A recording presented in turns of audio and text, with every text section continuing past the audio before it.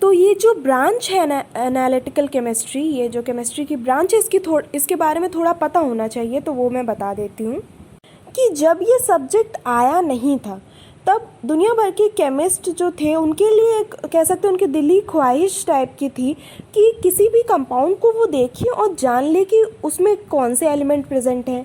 अगर एक से ज़्यादा एलिमेंट प्रेजेंट हैं तो मतलब थोड़े बहुत मतलब वो केमिकल रिएक्शन करें और उन्हें ऐसे ही पता चल जाए कि उसके अंदर कौन सा एलिमेंट है, और अगर बहुत सारे एलिमेंट हैं तो वो एलिमेंट किस रेशियो में प्रेजेंट है, वो कौन सा कंपाउंड है।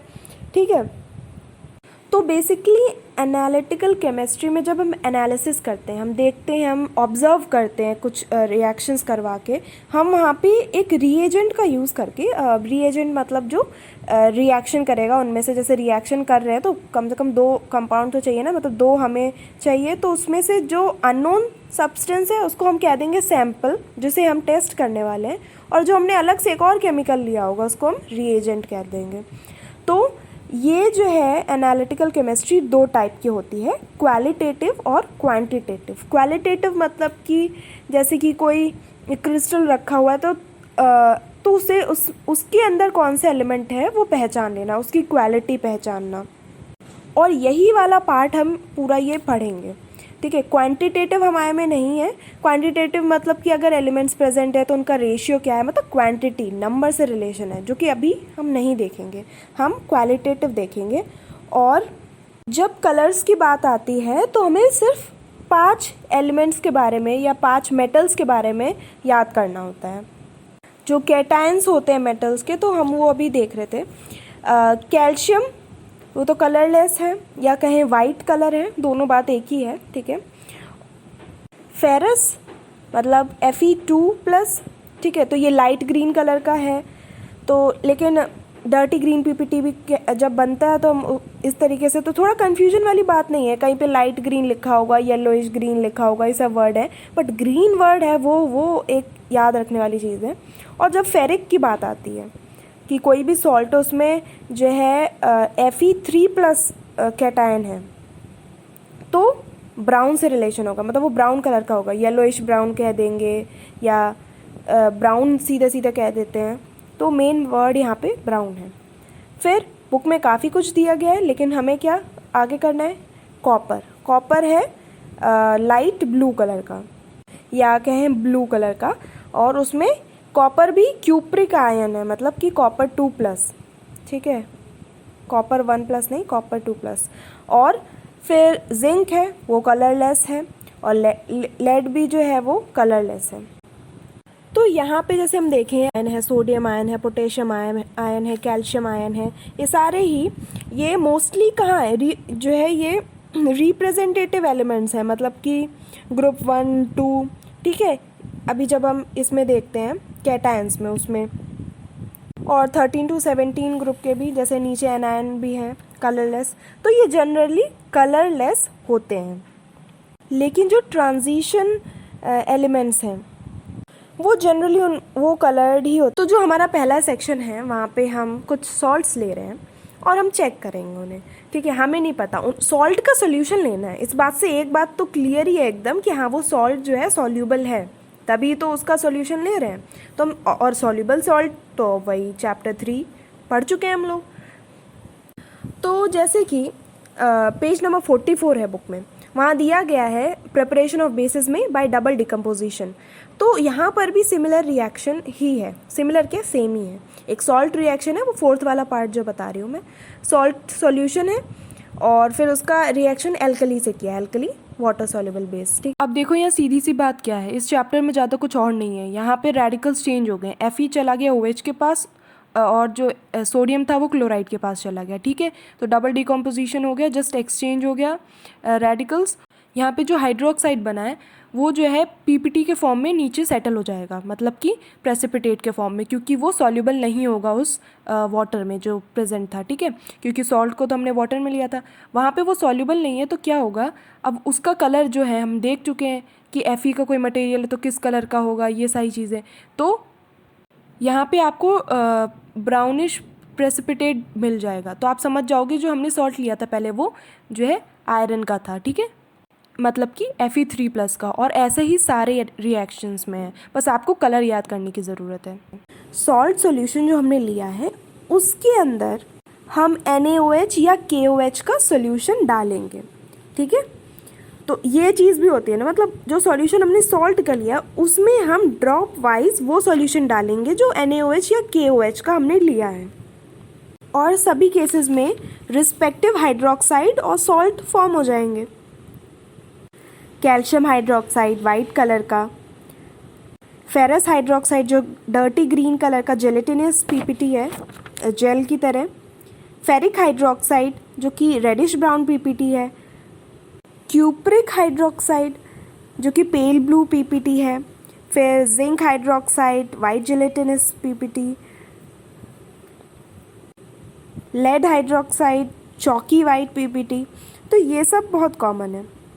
बस इनमें से जिंक और लेड ये कैसे एम्फोटेरिक है, तो एक्सेस NaOH में की प्रेजेंस में जिंक हाइड्रोक्साइड या लेड हाइड्रोक्साइड जो फॉर्म हुआ था वो एसिड की तरह बिहेव करने लगता है, और एसिड प्लस बेस क्या बनाएंगे, सॉल्ट एंड वाटर। तो यहाँ एक सॉल्ट बनेगा, सोडियम जिंकेट या फिर सोडियम प्लम्बाइट, या फिर अगर हमने पोटेशियम लिया था तब पोटेशियम जिंकेट या पोटेशियम प्लम्बाइट, और वाटर फॉर्म होगा, सॉल्ट एंड वाटर, जो कि हमेशा फॉर्म होता है। तो फिर टोटल ओवरऑल रिएक्शन कैसी हो जाएगी अगर एक्सेस NaOH हुआ या फिर KOH हुआ, तो लाइक जिंक सल्फेट लिया था तो लास्ट में आकर मतलब बीच में जेलेटिनस वाइट PPT बनेगा, फिर वो एकदम से गायब हो जाएगा, ठीक है, क्योंकि सोडियम जिंकेट बन गया। और ये जो लास्ट पॉइंट दिया गया है अमोनियम सॉल्ट का, वैसे तो ये सिलेबस में लिखा नहीं है, फिर भी कर लो इसे, क्योंकि हम हमेशा की तरह एल्कली यूज़ करना चाहते थे, लेकिन NH4OH है तो एल्कली बट बहुत वीक है। यहाँ पर भी हम इसका सॉल्यूशन ही ले रहे हैं, और जो हमारा सॉल्ट है वो भी सॉल्युबल होगा और उसका भी सॉल्यूशन ही लेना है। और जैसा पहले किया था सॉल्ट सॉल्यूशन में ड्रॉप वाइज NH4OH सॉल्यूशन डालते जाओ और देखो क्या चेंज हो रहा है। तो ये रिएजेंट NH4OH अपना रिएक्शन थोड़ा डिफरेंट दिखाता है एज़ कम्पेयर टू NaOH और KOH। ये इतना वीक है कि कैल्शियम के सॉल्ट को तो ये डिकम्पोज कर ही नहीं पाता है। तो बात शुरू होती है आयरन से। वही green PPT, dirty green PPT और जो PPT जो फॉर्म हो रहे हैं वो एग्जैक्टली सेम होंगे, आयरन, कॉपर, जिंक, लेड सबके साथ। बट हाँ, एक्सेस में ये कॉपर और जिंक के साथ थोड़ा डिफरेंट बिहेवियर शो करेगा। और जब आप नोट्स बनाएं तो ये वाला पार्ट ज़रूर मेंशन करें। हाँ, अब की बार जो पिछली बार भाई भाई थे लेड और जिंक एम्फोटेरिक नेचर जो शो करते थे एक साथ, अब वो साथ नहीं है, अब कॉपर और जिंक साथ में है, क्योंकि एक्सेस NH4OH में ये डिज़ोल्व हो जाते हैं। और यहाँ पे एक पॉइंट नोट करने वाला है कि जब कॉपर डिज़ोल्व हो, कॉपर का जो सॉल्ट हमने डाला था उसके बाद फिर वो उसके अंदर क्या हो रहा है वो तो हम देखेंगे अभी रिएक्शन वगैरह, लेकिन जो सॉल्यूशन बाद में फॉर्म हो जाएगा वो डार्क ब्लू कलर का होगा। हमने एक्सेस NH4OH डाला तो वो डार्क ब्लू कलर का एक सॉल्यूशन बन गया, और जो PPT वगैरह था वो सब गायब हो जाएगा। कॉपर सल्फेट की वो पहली वाली इक्वेशन है, उसके बाद दूसरे में उधर लिखा है विद एक्सेस NH4OH। क्या मतलब है इसका? इसका मतलब ये है कि एक्सेस हो गई है NH4OH की। इसका मतलब कॉपर सल्फेट ख़त्म हो गया ना, तभी तो हम कह रहे हैं वो पूरा ख़त्म हो गया, पूरा बनने में सब कुछ बन गया। अब एक्सेस में ही मतलब कॉपर सल्फेट अब हमारी रिएक्शन में नहीं आएगा, है ना, कन्फ्यूजन हो जाता है ना। तो जो हमने सॉल्ट अब लिया है वो नहीं, हम नहीं लेने वाले। अब जो बाकी तीन चीज़ें थी, दो प्रोडक्ट बने थे, कॉपर हाइड्रोक्साइड, ठीक है, फिर अमोनियम सल्फेट बना था, और हमारा एक जो रिएजेंट था अमोनियम हाइड्रोक्साइड, तीनों को साथ में लेंगे, रिएक्ट करवाएंगे, और एक जो प्रोडक्ट है वो कांस्टेंट है H2O। और जब हम इन तीनों को साथ में ले रहे हैं ना, तो जो जैसे हमने है टेट्रामाइन कॉपर हाइड्रोक्साइड क्यों नहीं आया, क्योंकि OH भी तो है, लेकिन हम हाइड्रोक्साइड जब तीनों होंगे तब ये हाइड्रोक्साइड नहीं फॉर्म होगा, फिर कुछ और एनायन लेना होगा, ठीक है, माइनस। तो हम SO4 2- वाला जो होता है एनायन वो हम यहाँ पे लेंगे, ठीक है, जो यहाँ पे है देखो अमोनियम सल्फेट में। तो बस इस वाली इक्वेशन में जो लॉजिक लेस है कुछ याद करना पड़ेगा क्योंकि लॉजिक नहीं है। तो वाटर कन्फर्म बनेगा। अमोनिया जो थी NH3, अमोनिया, अमोनियम नहीं, NH3, और उसके जो ब्रैकेट में 4 लिखना है, ठीक है। अब इतना तो हो गया, और हमें पता है कि कॉपर सल्फेट हम लेंगे क्योंकि हाइड्रोक्साइड हम लेंगे नहीं। अब वहाँ पे जो भी हमने लिया हो, जो भी बनाओ, है ना। इसकी नेमिंग कैसे हो रही है, देखो, टेट्रा मतलब 4, तो ये अमोनिया के बाद ये 4 लिखा हुआ है, इसलिए टेट्रा, है ना। वो जो ऑर्गेनिक केमिस्ट्री में अभी हम पढ़ के आए हैं। एमाइन अमोनिया के लिए यूज़ किया गया, short form amine, tetra amine, copper, copper है, और sulphate, tetra amine copper sulphate. उसी तरह इससे नीचे क्या लिखा है, टेट्रा अमाइन कॉपर हाइड्रोक्साइड, ठीक है। यही जिंक के साथ हो रहा है, बिल्कुल सेम रिएक्शन यही हो रही है, ठीक। लेकिन हाँ, ये मत भूलना, ये जो बना आपकी बार टेट्रामाइन जिंक सल्फेट, कलरलेस है ये सॉल्यूशन जो है, सॉल्यूशन तो है वो पता है, कलरलेस है, कोई कलर नहीं, पेल जैसे पहले बना था डीप ब्लू कलर का सॉल्यूशन, वैसा कुछ भी नहीं है यहाँ पे।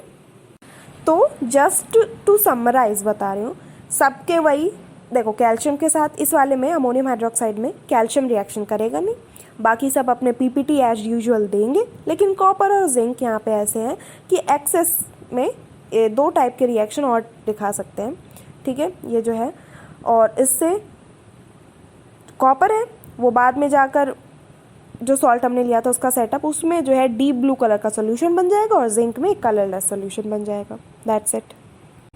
यहाँ पे हम जिंक, एल्यूमिनियम और लेड के हाइड्रोक्साइड, ऑक्साइड और जिंक मतलब जो सिंपल मेटल है एलिमेंट, वो उन सब का रिएक्शन स्ट्रॉन्ग एल्कली से यानी कि KOH या NaOH से करवाएंगे, वो भी हॉट और कॉन्सेंट्रेटेड, ठीक है। यहाँ पे हम वो ड्रॉप वाली बात नहीं कर रहे हैं क्योंकि ये सब सॉलिड फॉर्म में है, जैसे जिंक वगैरह, ठीक है। जिंक है, जिंक ऑक्साइड, जिंक हाइड्रोक्साइड वगैरह जो भी है हमारे, ठीक है। तो उसमें उसके ऊपर हम ये कॉन्सेंट्रेटेड एल्कली ये सब डाल सकते हैं, या फिर उसको इसमें डिप कर दो।